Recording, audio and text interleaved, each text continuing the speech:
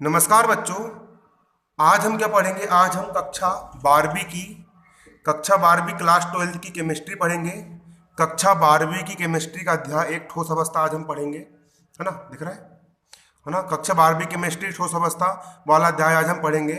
और हमारा अध्याय एक कक्षा 12वीं की केमिस्ट्री का अध्याय एक ठोस अवस्था हमारा अध्याय है ना? इसका मोस्ट इंपोर्टेंट क्वेश्चन पढ़ेंगे आज हम। हमारा क्वेश्चन यहाँ पर यह है कि समन्वयन संख्या क्या होती है, समन्वयन संख्या से क्रिस्टल में क्या जानकारी प्राप्त होती है। समन्वयन संख्या क्या होती है, समन्वयन संख्या किसे कहते हैं, और समन्वयन संख्या से क्रिस्टल में, हमारा जो क्रिस्टल होता है ना, हमारे क्रिस्टल में क्या क्या हमको जानकारी प्राप्त होती है, समन्वयन संख्या क्या होती है। तो देखिए इसकी परिभाषा यहाँ पर लिखिए, किसी क्रिस्टल जालक में किसी संगठन का कण के निकटतम पड़ोसियों की संख्या को उसकी समन्वयन संख्या कहते हैं।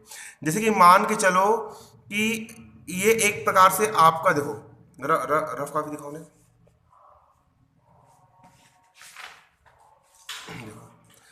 एक प्रकार से अगर देखा जाए तो ये आपका घर हो गया।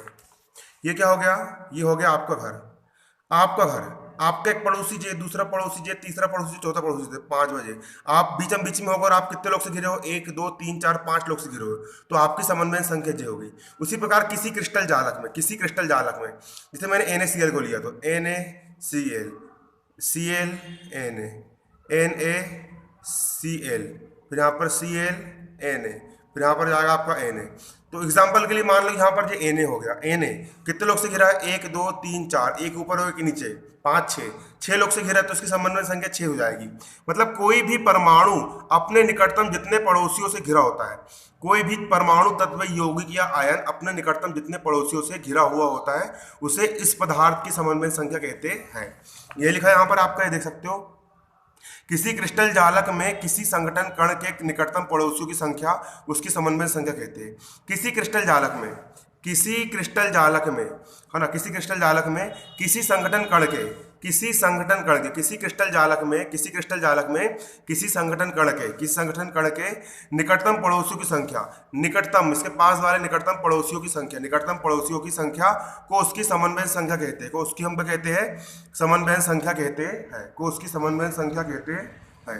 अथवा किसी क्रिस्टल जालक में एक आयन जितने विपरीत आवेशित आयन से घिरा रहता है, वह उसकी समन्वय संख्या कहलाती है।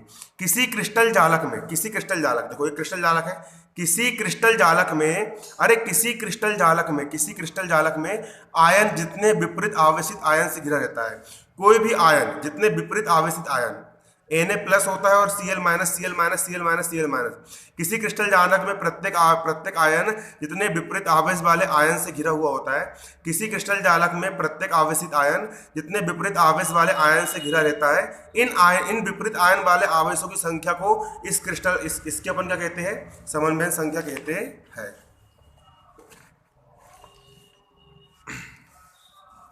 क्लियर है? क्या कहते हैं अपन? समन्वय संख्या कहते हैं।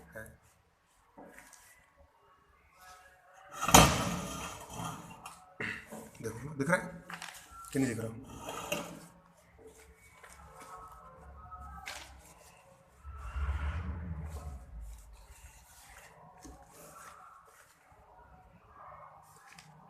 अब देखो यहां पर,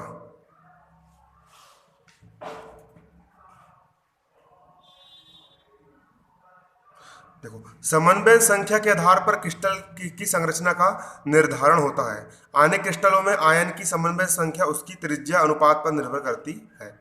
समन्वय संख्या के आधार पर क्रिस्टल की संरचना निर्धारण होता है कि क्रिस्टल की संरचना किस प्रकार की है।